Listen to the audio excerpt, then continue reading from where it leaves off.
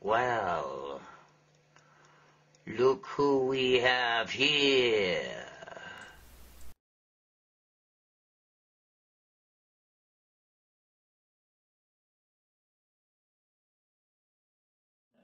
There are a few remnants of original inhabitants on Mars. There's even some indications, which I've been looking into, and I've gotten some data that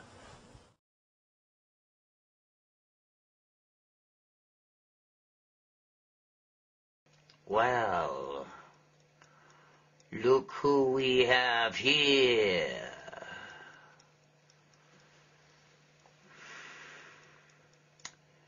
You humans. Esto es Tercer Milenio, un programa de periodismo de investigación con las noticias que están cambiando la historia. Hace algunos meses, una cámara del robot Curioso en Marte pudo captar en diferentes ocasiones a una esfera que parece moverse frente a este rover en la superficie de Marte. Son al menos 8 fotografías donde aparece la esfera. No se ha podido de alguna manera explicar, no se trata de un píxel caliente, no se trata de algún tipo de efecto en la cámara. Es muy similar a las esferas que observamos constantemente aquí en la Tierra. Por tanto, se trata de una evidencia inteligente en el planeta rojo. Fernando Correa. En esta investigación le presentaremos una esfera luminosa en Marte que fue observada moviéndose muy cerca del robot Curiosity. Se trata de 8 fotografías en las que aparece este no identificado que nos muestra la posibilidad de que en Marte existan esta clase de esferas de luz que algunos investigadores llaman orbs. También en el último mapeo de la superficie de Marte, las imágenes de alta resolución revelan la presencia de una posible antigua ciudad en ruinas. Un rectángulo perfectamente trazado que posiblemente representa el trazo de una ciudad que ahora estaría semienterrada en las arenas de Marte. Comenzando con las fotografías que muestran una esfera luminosa en Marte, esta secuencia originalmente en blanco y negro fue obtenida por la Hazard Cam a bordo del robot Curiosity durante el Sol 527 de esta misión, fecha que equivale al día 29 de enero del 2014. Durante 15 minutos la esfera aparece en 8 tomas diferentes, como si estuviera recorriendo la superficie de Marte, como si estuviera investigando lo que está haciendo el Curiosity. La NASA no ha dado explicación alguna de estos fenómenos. No se trata de un píxel caliente o un punto en la imagen. Tampoco es el efecto de un rayo cósmico porque está cambiando de lugar. Estas son imágenes únicas entre las miles de fotografías del Curiosity. Una evidencia significativa de una esfera que posiblemente escanea el lugar, como las esferas que en la Tierra han sido observadas cuando se acercan, como si investigaran qué es lo que hacemos. El 19 de octubre del 2007, en la Ciudad de México, el Skywatcher Arturo Robles Gil captó cuando esta esfera se acerca a los edificios y luego se eleva y se va. También en Rusia, el 3 de marzo del 2006, una esfera con movimientos controlados se acerca a una ventana. Observe con atención. Смотри, как интересно, что это за шарик такой? НЛО, может быть? Да какие НЛО? Разве бывает НЛО? Смотри-ка, он двигается, да? Ну вот. Я тоже сниму. Ух ты. Все это в очередной раз подтвердило информацию спецслужб. En el caso de enero del 2014 y la esfera luminosa en Marte, reiteramos que no fue videograbada, sino observada a través de una secuencia de 8 fotografías. El hecho de que va cambiando de posición hace evidente que durante 15 minutos permaneció recorriendo esta zona.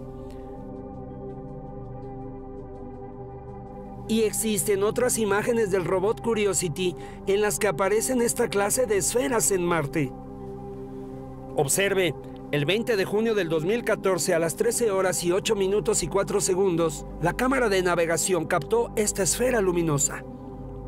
Luego la esfera cambia de lugar. Después de 31 segundos, es captada en la segunda imagen.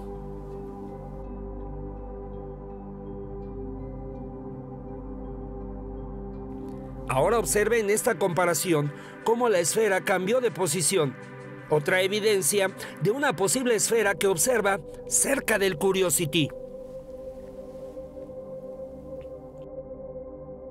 En otro de los recientes misterios de la exploración marciana, aquí una evidencia en fotografía de una posible ciudad en ruinas en Marte. Observe.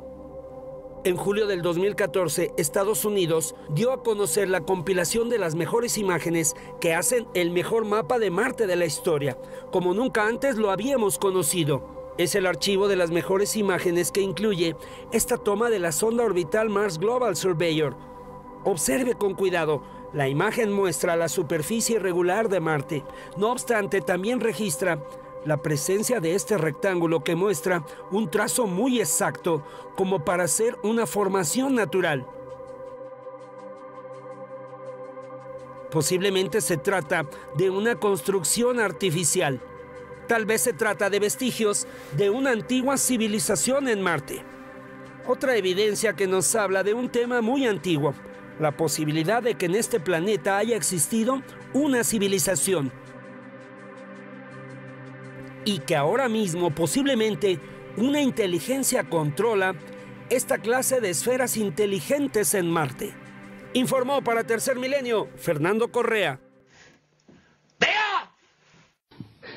My name, as I said, was Paul Hellyer. I'm a former Minister of National Defence for Canada. I served in 3 governments during a total of 23 and a half years as a Member of Parliament.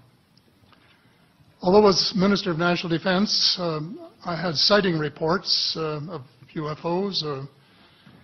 I was too busy to be concerned about them at the time because I was trying to unify the Army, Navy and Air Force into a single Canadian Defence Force.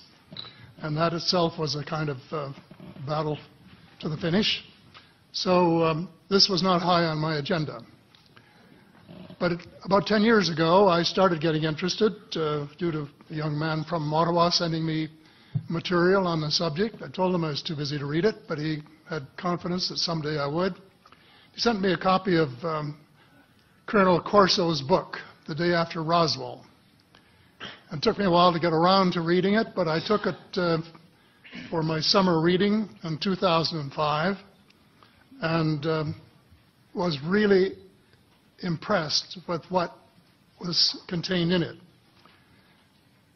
And what I thought to myself is there are huge issues here, huge issues.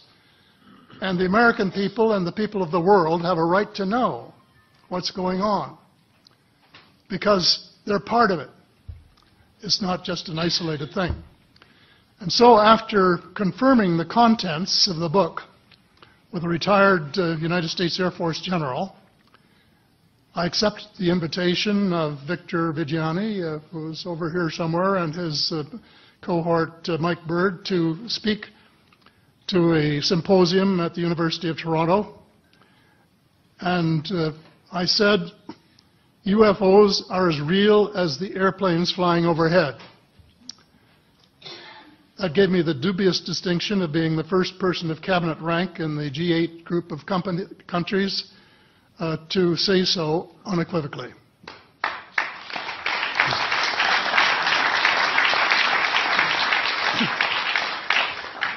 Since then, I've learned a lot from many sources, including a number of the fantastic witnesses that we have heard these last 4 days. They were so outstanding, I was just really blown away with them, the amount of information that was available. And I appreciate every single one of them. But because I'm not a ufologist, I'm a politician, there are only a few things that I want to add in that particular realm. First is that about in the 1960s sometime, it was a flotilla of UFOs headed south that crossed into NATO territory in Europe. And the Commander-in-Chief of the Supreme Allied Headquarters in Europe was naturally very shaken. Fortunately, or maybe divine providence, before the panic button was pushed, the flotilla turned around and headed back north.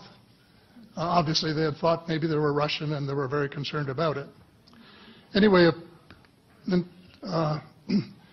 investigation was launched into this whole subject, and a document was prepared which concluded that at least 4 species had been visiting Earth for thousands of years. And this is my own view at this stage as well. So, except for that, there are just a couple of things that we've talked about that I'd like to refer to.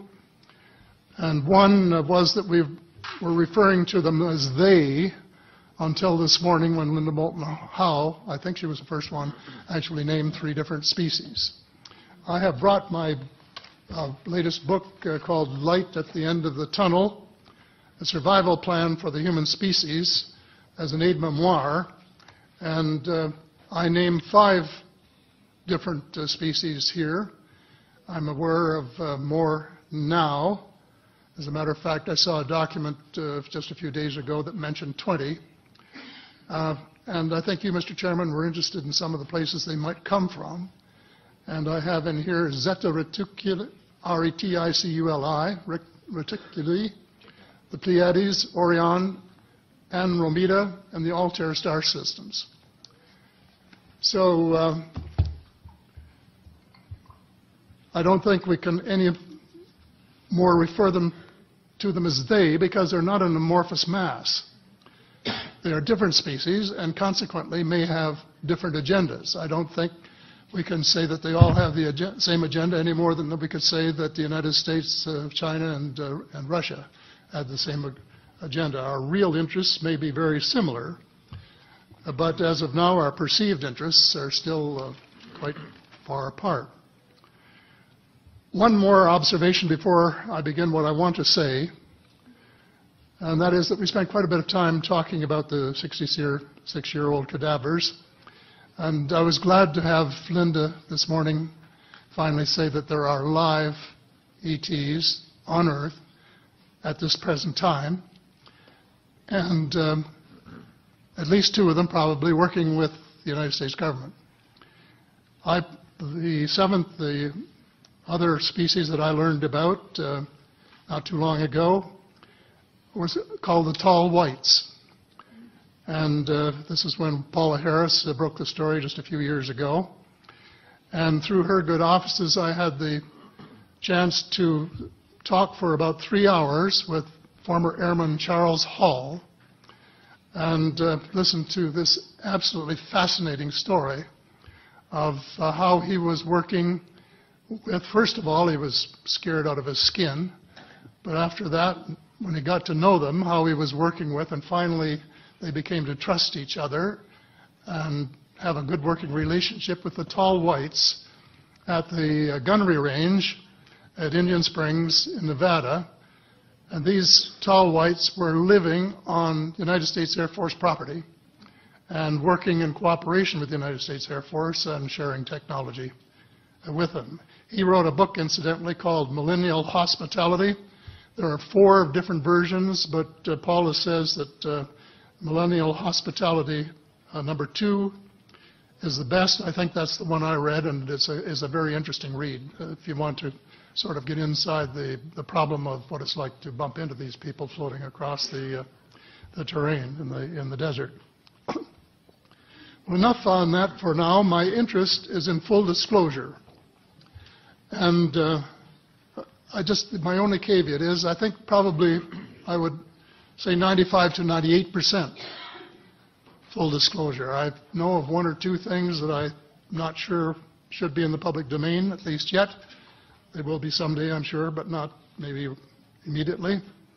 But just as children survive the idea of the Tooth Fairy and Santa Claus when they become adult, I think that tax-paying citizens are quite capable of accepting the new and broader reality that we live in a cosmos teeming with life of various sorts. The fact that some other civilizations are more advanced than we are may be humbling, but that could be a necessary step in our survival. Well, look who we have here.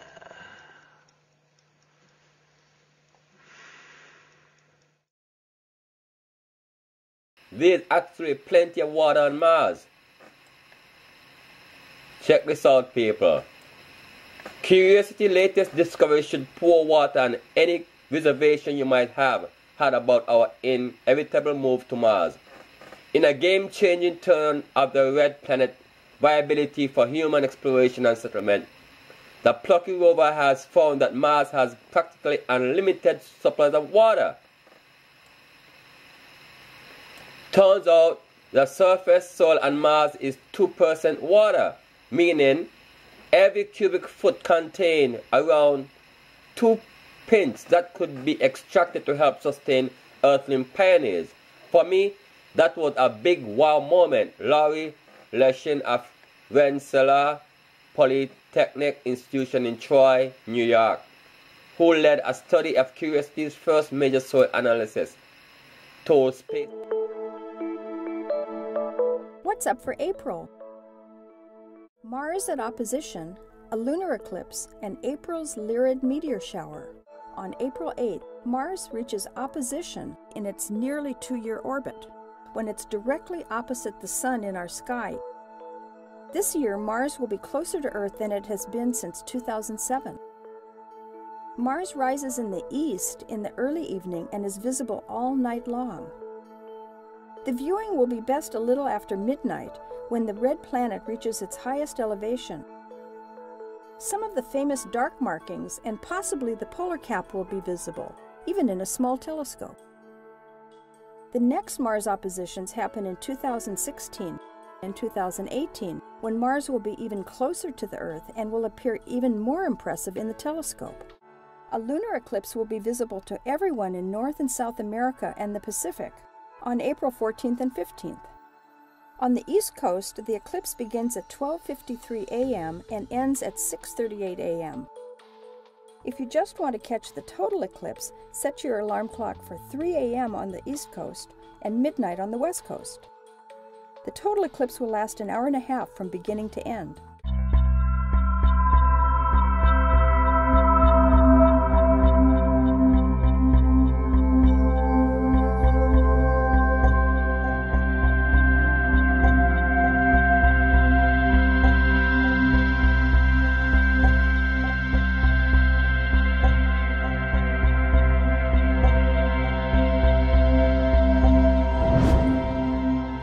Familiar constellation Lyra rising in the northeast at 10 p.m. It'll be high overhead by 4 a.m. This month's Lyrid meteor shower peaks on the nights of April 22nd and the morning of April 23rd, but you'll spot some Lyrids any night between the 16th and the 25th. The peak rate is expected to be 15 to 20 meteors per hour. The third quarter moon rises an hour past midnight, brightening the sky, but the moon will only obscure the fainter meteors. Luckily, the Lyrids are known to produce bright meteors, many with persistent trains. If you're under a dark sky, you can't miss the beautiful river of stars near Lyra, a spiral arm of our Milky Way galaxy.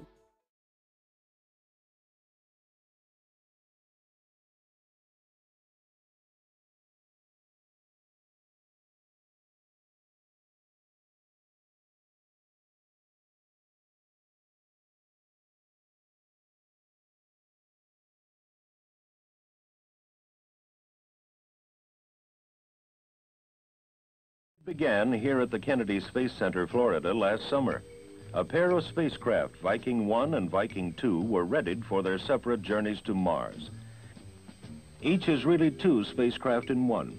A 5,000-pound orbiter with cameras and communications gear, and sealed inside 2 saucer-like capsules at the other end, the Viking landing craft. A camera-equipped automated biological and chemistry laboratory and seismic station, which has been purged of earthly organisms by being heated in a huge oven. The 11-month, 420-million-mile trip for the two Viking orbiter landers was set in motion by two launches. One in August, one in September. Earth shrinks smaller and smaller as the two Vikings head toward their Martian rendezvous. Then, braking rockets fire on command, slowing the first Viking explorer enough that it goes into orbit around Mars. For the next 2 weeks, the orbiting spacecraft will survey the surface below, transmitting pictures of possible landing sites to scientists on Earth. The Martian surface should be a study in contrasts. From vast, dust-swept plains to immense canyons and frost-covered plateaus, huge gullies and channels photographed by earlier Mariner spacecraft are believed to have been caused by running water sometime in the distant past. If all goes as planned, the first Viking lander will separate from the orbiting command ship and descend to the Martian surface, landing at 9:40 p.m. Eastern Daylight Time, July 4th. The second Viking is scheduled to land on September 4th, 1,000 miles to the northeast of Viking 1. How will Viking go about looking for life on Mars? We asked Dr. Richard Young, NASA's Chief of Planetary Biology.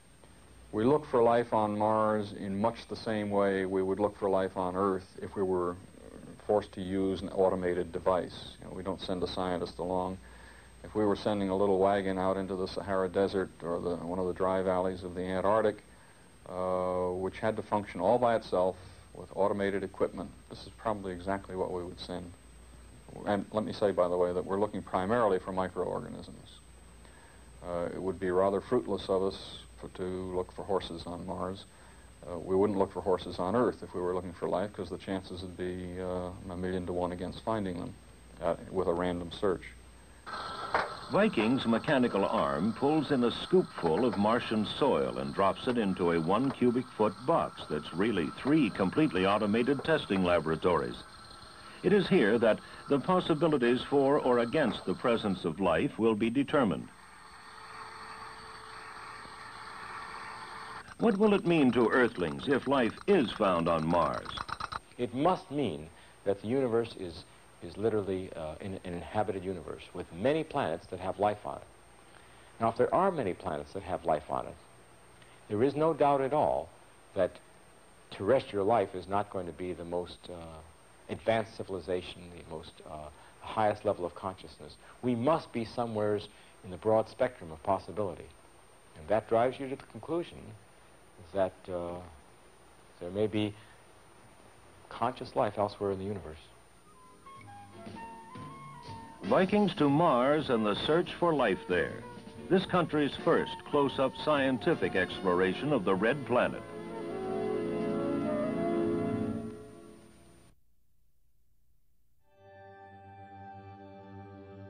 Mars 1 will establish human settlement on Mars in 2023. In that year, the first group of 4 humans will land on Mars. Every 2 years after that, another group will join the settlement. My first impression was that this is an extraordinary project by people with vision and imagination. But my first reaction was, I think like anyone who will be confronted with such an idea, this will never work. But now look and listen more closely. This is really something that can be achieved. I think this might become a most spectacular media event ever, watched by everyone on the globe. 1972 was the last time that humans walked on the moon. No human has ever gone as far as Mars. Mars 1 has designed a mission that is much simpler than previous designs for Mars missions. The most significant simplification is that the crew is actually going to stay and live on Mars with the intention to remain there for the rest of their lives. We will finance this mission by creating the biggest media event ever around it. Everybody in the world can see everything that will happen in the preparations and on Mars. This is going to be a media spectacle. Big Brother will pale in comparison. the whole world will be watching and experience this journey. Mars One paid visits to major aerospace companies around the world. In these meetings, they confirmed to us that they can supply the required equipment. For every component, we have at least one potential supplier. All these suppliers have written letters of interest for Mars One. As for financing, this is going to be a private enterprise. Only private firms are going to contribute.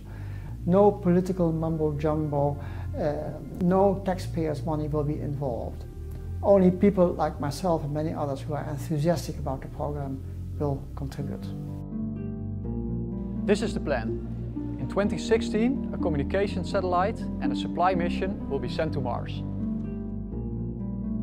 In 2018, a large planetary rover will be sent to Mars. It will drive around on Mars to find the best location for the settlement. In 2020, living units, life support units, a rover, and more supplies will be sent to Mars. The rovers will prepare the settlement for human arrival. They will extract the inflatable section from the living unit. The life support unit will prepare the outpost for arrival of the humans. The crew will depart in September 2022, when the settlement is fully operational and habitable. They will be flying to Mars in a transit habitat with a lander attached to it. 7 months later, in April 2023, the humans will land on Mars, the next giant leap for mankind.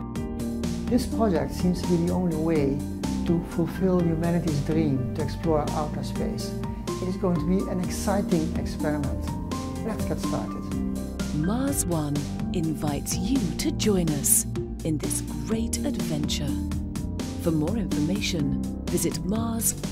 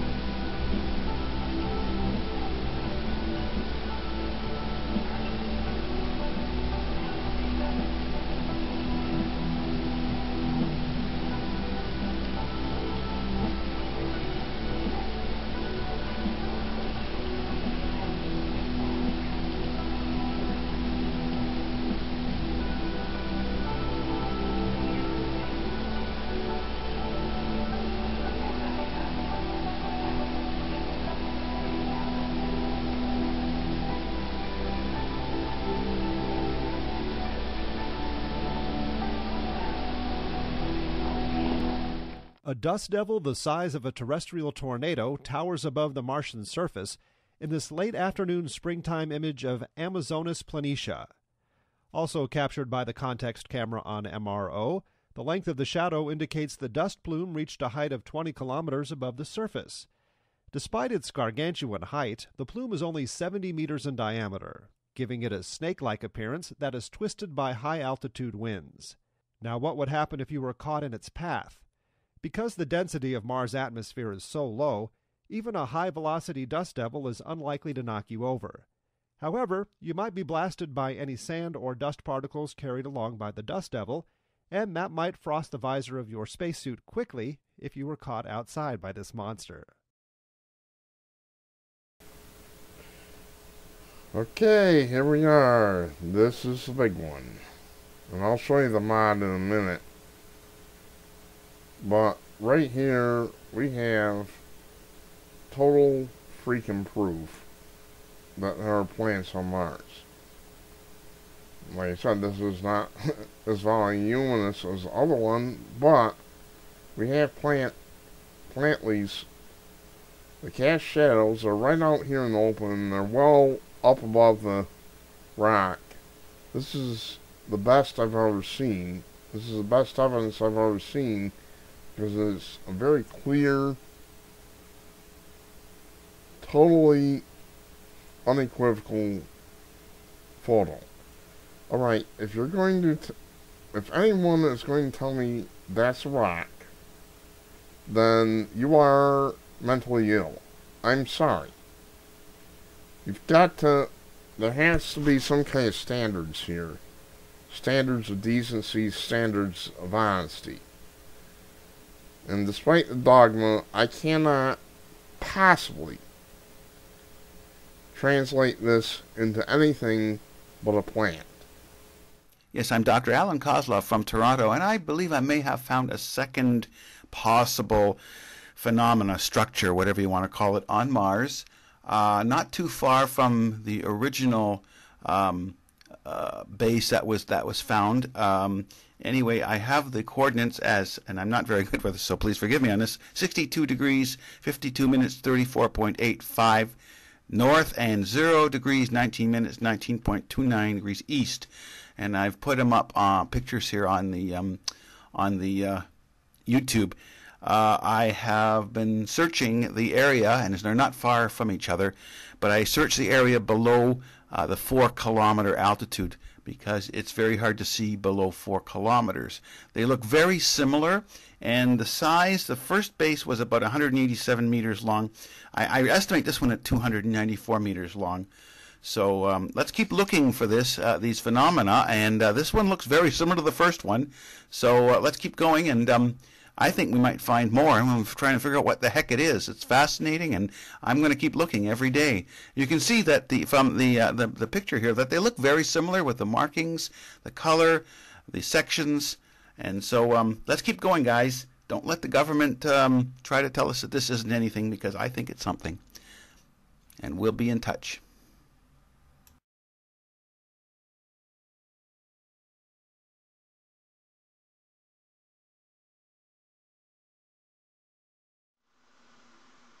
Crossing over another with vertical stripes, and we can see the vertical ones plainly through the horizontal ones, indicating, of course, that they do cross one another, but they're translucent. The light does pass through them. Here's an interesting case of a tube where a boulder has come in and smashed it. And what happens when the tube breaks? Well, we see that the white bands are very pointed and spindly, may possibly, giving the impression of sharp and needle-like. And this is lying flat on the ground, and there are exactly 2 of these for every one of these, because since it's lying flat on the ground, you get the underside as well as the top side that's visible to the eye. So when you break a tube and flatten it on the ground, that's what it looks like. And the same thing has happened down here. This is a flattened portion of the tube from this rock, but this is an intact portion, and there you see the transition between the two.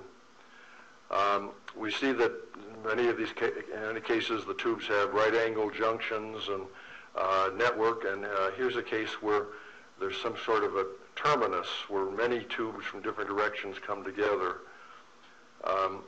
We don't know what the glassy tubes are, but we certainly would like to know more. This is an artist's concept. Anything with coloration added to these images from Mars Global Surveyor has to be an artist. It's January 1, 2015, and this is the first Mars weather report last week on Mars. Here we will analyze the past week of weather as recorded from orbit from the Mars Reconnaissance Orbiter and the data from the MAVEN mission as it becomes available. MAVEN entered orbit on December 8, 2014, and is now fully into its science phase at Mars. The Solar Energetic Particle Instrument has already observed significant solar activity, both in the form of flares and coronal mass ejections from the Sun to Mars. MAVEN also generated a map of Mars's ozone layer from the lower atmosphere and has now provided a view of the escaping atmosphere of Mars, showing the loss of atomic oxygen, atomic carbon, and atomic hydrogen. In fact, the atmospheric pressure on Mars is so low, any water that percolates up to the surface turns to vapor and is rapidly blown away into space by the solar wind. With all this loss of atmosphere, we should start rethinking the idea of terraforming Mars. Not likely. Mars has an atmospheric density of 1% of the Earth and has no general geomagnetic field. Earth has a field that extends 10 Earth radii in the direction of the Sun and provides an ample bow shock and general field region that protects life here from all but the worst solar storms. The Mars Express mission by ESA reveal that Mars only has bubbles of magnetic fields dotting the surface and provides a vastly different interaction with the solar wind and mass ejections that has made us rethink the locations of landing and habitation sites on the Martian surface. But let's have a look at last week's weather as seen from orbit from the Mars Reconnaissance Orbiter. Last week on Mars, there was no increase in solar wind speed and there has been no coronal mass ejections that have reached the Martian environment for over a month. When we see them on LASCO, we will start following their progression out to Mars. Mars Reconnaissance Orbiter recorded common characteristics for this time of the Martian year. The large dust cloud over Iona and Serenium, generated from the local storms along the seasonal south polar cap, continued to spread westward early in the week before dissipating by week's end.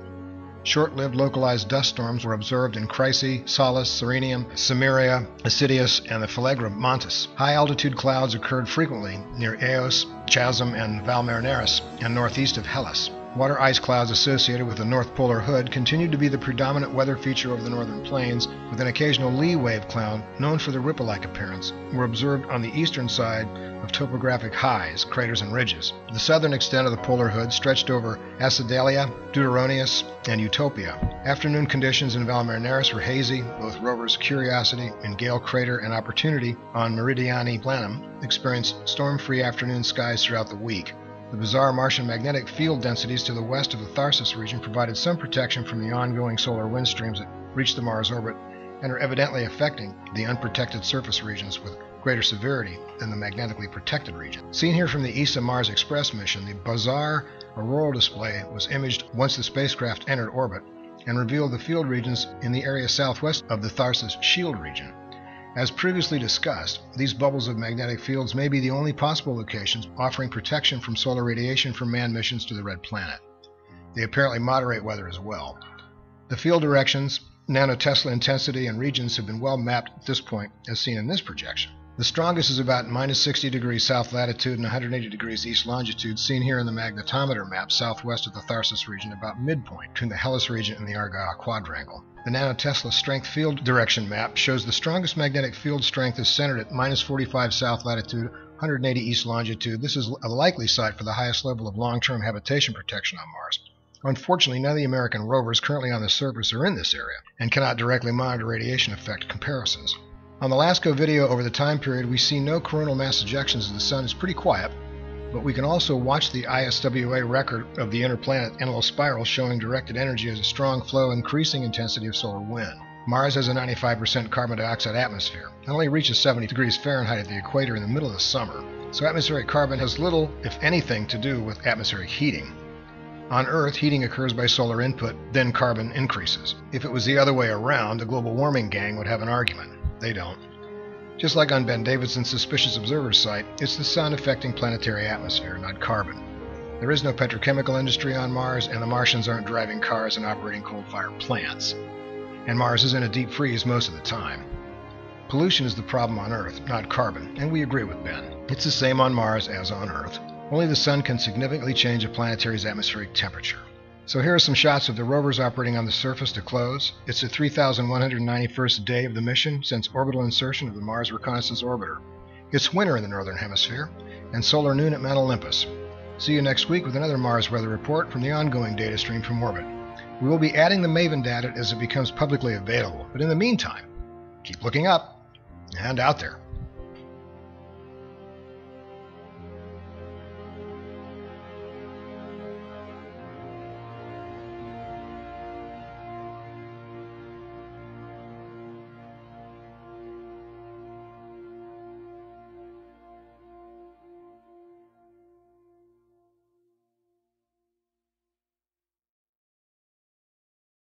Said, quote, "The evidence seems to be building that we are actually all Martians, that life started on Mars and came to Earth on a rock. Is this science fiction or is there truth to this theory?" Out front tonight, Bill Nye, the science guy. He is the executive director of the Planetary Society and here to help us sort it out. Well, this definitely sounds bizarre, but apparently you think this is a legitimate theory. Oh yeah, it's absolutely a legitimate theory. You see, we find meteorites land on the Earth's surface that are clearly from Mars. There's ways to do this. You look at the impact pattern on the rock, and you get these bubbles of gas from the Martian atmosphere. Because we find amino acids in meteorites, people have wondered, because these amino acids survive in deep space for centuries, for millennia. People have wondered for several years, a couple decades, if it's possible that life started on Mars when Mars was very wet and ended up here on Earth and we were all descendants of some Martian microbe. It sounds, I mean, I'm the first to say it sounds just extraordinary and almost crazy, but it's quite reasonable. If science now shows that our lives started on Mars, this would be a pretty significant development, wouldn't it? It would utterly change the world. It would change the world the way Copernicus changed the world when we found out the Earth goes around the sun instead of the other way around. It would change the world when Galileo discovered that there are moons around another planet. It changes everything. If he's right, are we all Martians?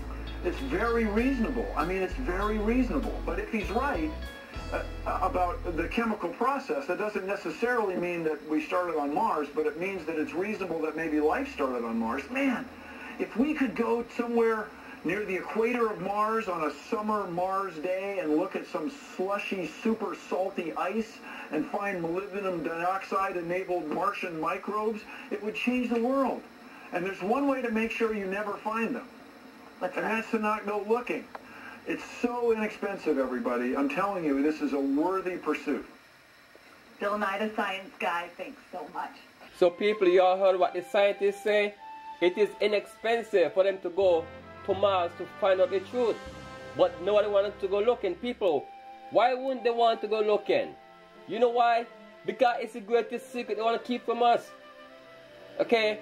That some people here on Earth amongst us are aliens. Not all of us are. But some of them are. Okay? I ain't calling no names, but some of them are. They don't belong here on Earth. But anyway, the point is, people, we all know that. This is a picture from the new Mars rover Curiosity. And interestingly enough, it's sending back video that's showing objects moving on the horizon, and large objects there 1 minute and gone the next.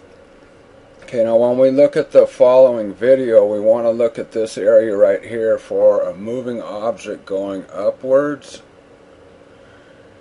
and then after that there's another object moving across the horizon in the direction of that arrow.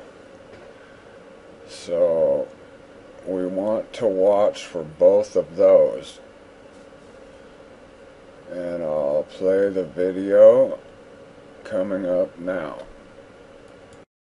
Okay, hopefully you're able to see this and didn't get lost in the upload. See the object going from bottom to top? It starts right at the edge of the horizon. Okay, now here is the other object that goes all the way across. These are really small in the video, so you have to look closely, and hopefully the quality didn't get lost in the upload. That's what I'm hoping.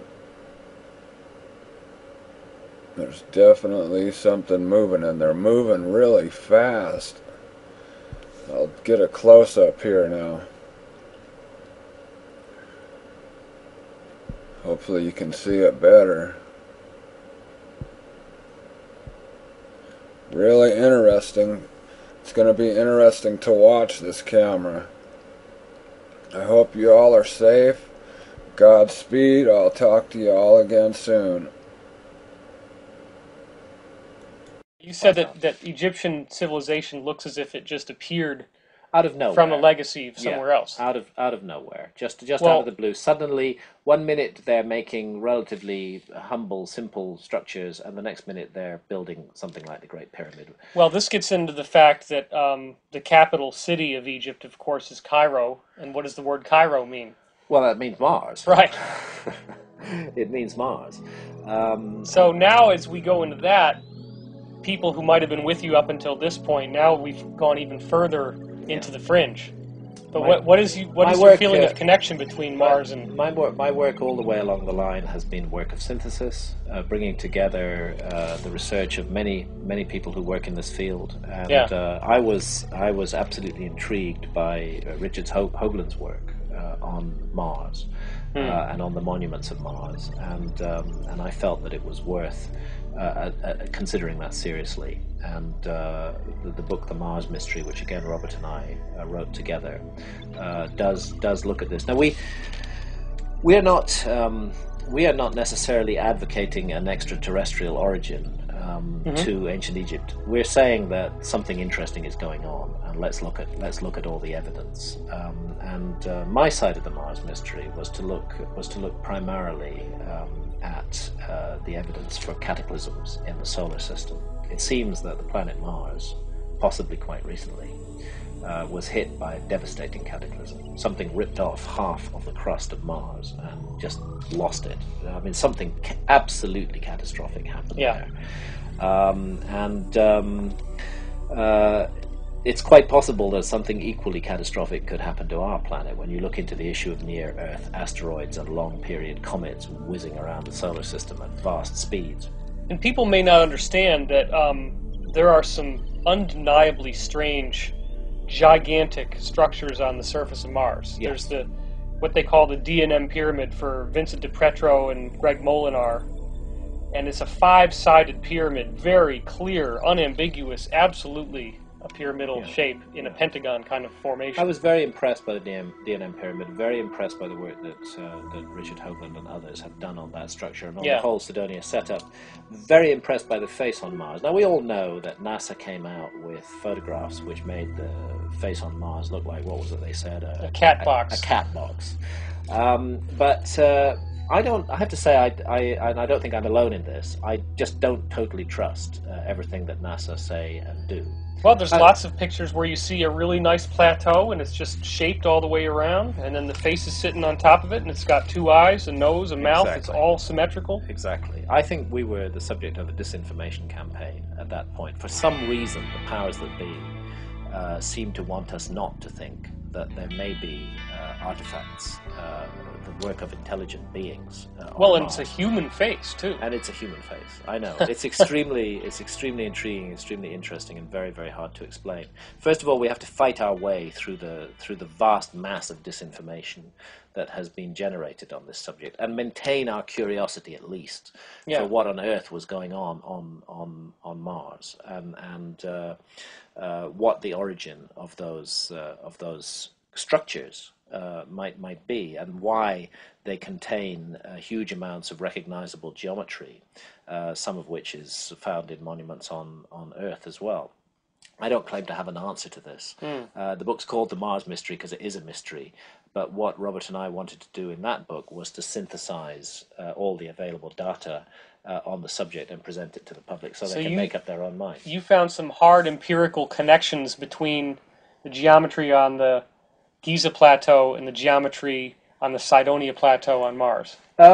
I have to. This is not my work. Right. We are synthesizing the work of others in this respect. And again, I would refer you to the voluminous work of Richard Hoagland for the details on the geometry. I don't want to speak of what Richard Hoagland himself should be speaking of. But there's evidence for very, very curious similarities. And the whole, again, Richard Hoagland, the whole 19.5 degree thing when you come to Teotihuacan in Mexico, sitting at 19.5 degrees north of the equator, and the presence of pyramids on that site. My feeling is there just is something that hasn't been properly explained to us. I find it very frustrating. I find it very annoying. I still think that the face on Mars is a face. I'm not at all convinced by the material that NASA put out there. Sure. And I think we are going to get to the truth on this sometime in the future. Now, are we dealing with an extraterrestrial civilization? Are we dealing with a human civilization that somehow got to Mars a very long time ago? Who knows? Who knows the answer to that question? Right. I don't have anything against extraterrestrials. I think the universe is full of life. I actually think that's what the universe is for. I think it's a home for life, a home for experience. But I haven't found it necessary in my work to go down the ancient astronaut route. Particularly, I've preferred to look at the mystery of a possible lost human civilization. But once we buy into that, once we accept that we may be a species with amnesia, that we may have forgotten glorious and dramatic aspects of our past, then we have to consider the possibility that there might even have been a spacefaring civilization on this planet. Did it come from this planet to this planet from elsewhere? Did it go from this planet to somewhere else? I don't know the answer. My job is to spell out the mystery and then let people work. Well, and you found.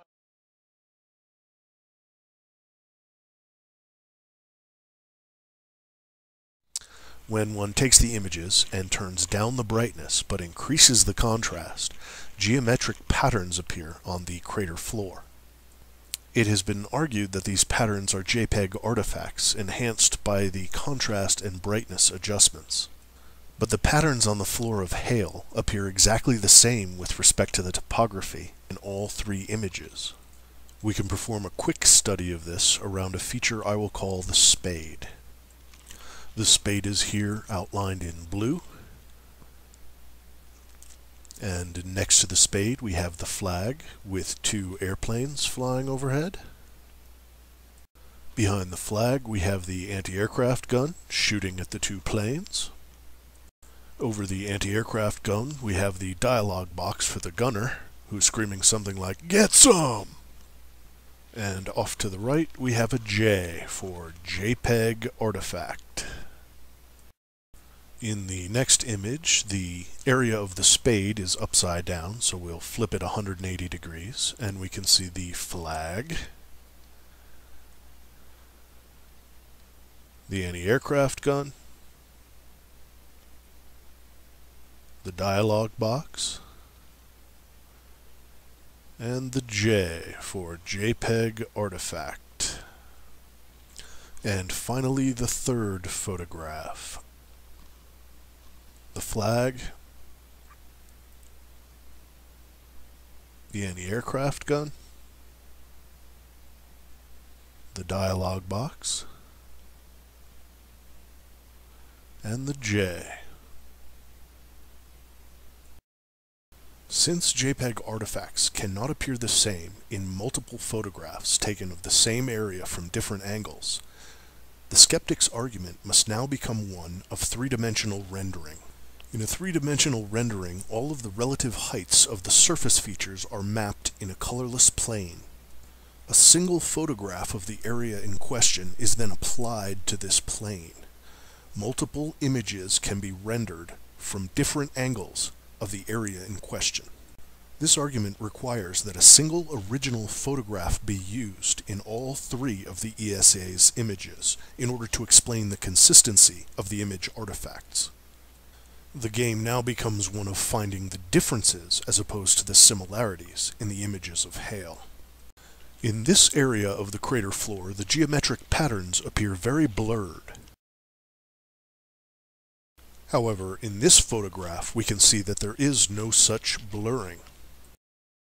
Three-dimensional rendering can cause blurring of the image, but this happens where the topography changes the greatest and not on level terrain.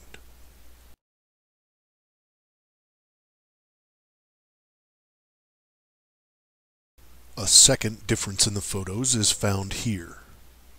In order to give some context, we will mark the hills surrounding the anomaly. The red hill, the green hill, and the three rocks. Here is another flag, and the area of interest is in the center. This we will call the silo. And in the second image, the area of the anomaly again will be marked with the red hill, the green hill, the three rocks. The flag is seen, and the silo.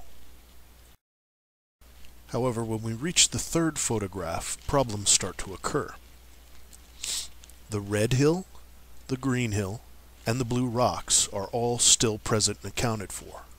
The flag is still nicely in place, but the silo is now absent without leave.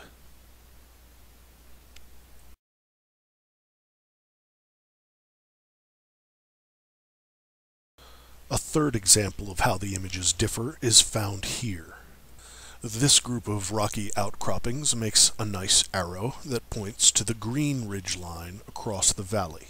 The anomaly in question is this dark S-shaped feature. In the west-facing image, we also have the arrow pointing to the green ridge line and the S feature right where it should be. Once again, we have discrepancies when viewing the third image. We have the arrow, the green hillside, but the darkened S feature is no longer visible.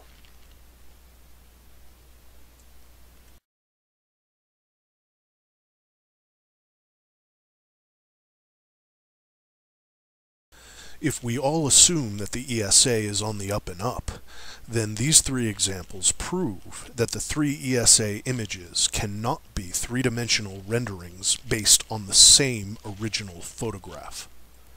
It follows that if the three ESA images cannot be based on the same original photograph, then what the skeptics have called JPEG artifacts cannot be JPEG artifacts. They must be an accurate representation of what is on the ground on Mars.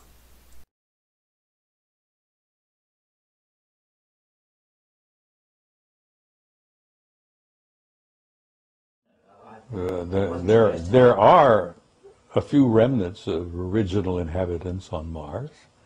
There's even some indications, which I've been looking into, and I've gotten some data that we're playing host to a bunch of Martians here on this planet.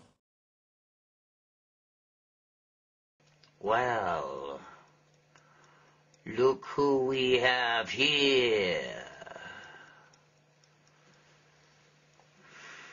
I know it sounds crazy.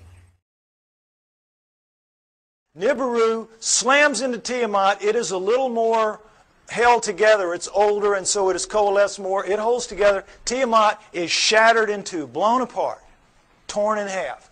And that the lighter outer crust, the crust with the water on it, is scattered in all directions. Boom, just an explosion, the lighter crust, and goes off with the water. Now, one of the great mysteries of modern-day astronomy is comets. Comets make no sense for this reason. They come from all over the place. In a linear universe, when, the great ball of a primordial cloud of dust and gas swirling around flattens out into a pancake to make the solar system, that's the ecliptic. Everything formed in the ecliptic should be in the ecliptic. Nothing should be out of the ecliptic, and yet comets come from all over the place. So they had to be removed out to where they are some kind of way, but we don't have any idea. So they come up with this fantastic thing called the Oort cloud, which is so far away you can't imagine. The Oort cloud is one of the biggest jokes out there. And that's how they explain comets, because they can't explain them any other way. But the problem with comets is they have water in them. And anything out in space is not going to produce water. You produce water by being a cooling planet with lava spewing up the steam and stuff like that, and it condenses, etc. So comets have to begin in a planet. Now, this explains it, I think, plausibly well. Nothing that they will throw at you to explain comets will do it. All right. Number two, the other great mystery, the asteroid belt. What they say is that the inner viscous magma inside Tiamat in the collision was strung out the bowels of the planet. The guts were ripped out and strung out and broke into little pieces. That's the asteroid belt. They called it the hammered bracelet. We call it the asteroid belt. But there it is. And that's a fairly plausible explanation for it. Again, this doesn't make sense because, as you heard, the exploded planet theory. Problem is, when a planet explodes, it ought to just go boom everywhere. It shouldn't be hanging around. Doesn't make sense for a number of reasons. Okay, now, the third one is Pluto. Pluto's a problem because it's, as you've all been hearing lately, they're trying to downgrade it. It doesn't belong. It doesn't fit. It has an orbit that's not like the others. It carries inside the orbit of Neptune, and it's 17 degrees off the ecliptic. Again, nothing should be off the ecliptic.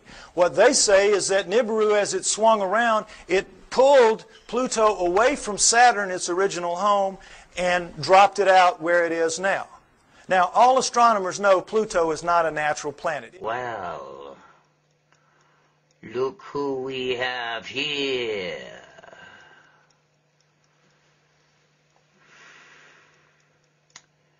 You humans.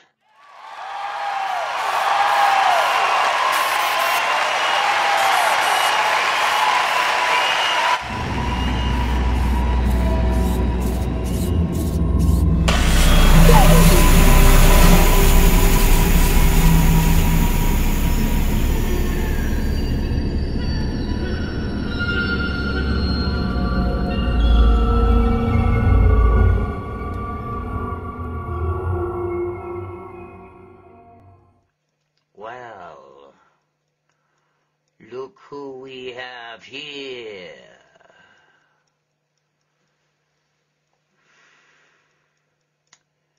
You humans. You humans are going to be extinct. You will be no more. And the reason why is because the human race has become a parasite on this earth, and you must pay. You will pay dearly for everything that you touch. Either becomes dead or dissected because you want to experiment and see what is inside, like the curious little parasites that you are. Your day is near. Your day is so close that it's making my mouth water as we speak. Yes. A lot of people call me a gargoyle, but I am known as the DIA Demon. You can find me at the Denver International Airport coming out of a suitcase, in which one of the locks says D and the other one says R. What does it mean? Well, these are clues. These are clues for a certain number of people to survive. And deep below DIA, there is chambers for your pathetic human race to survive what is coming. Your day is near.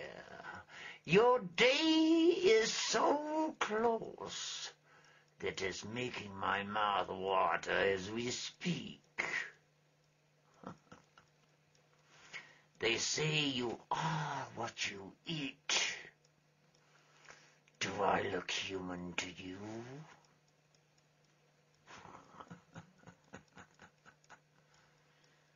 Yes, I didn't think so.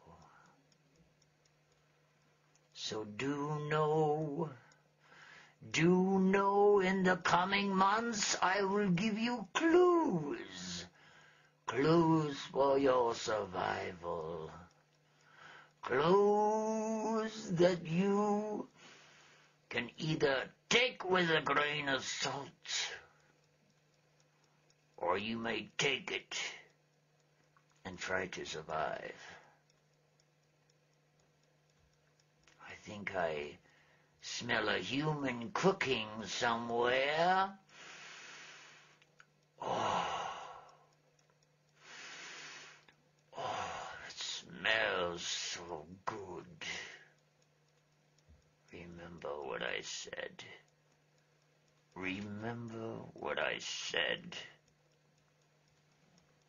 Only a few of you will survive.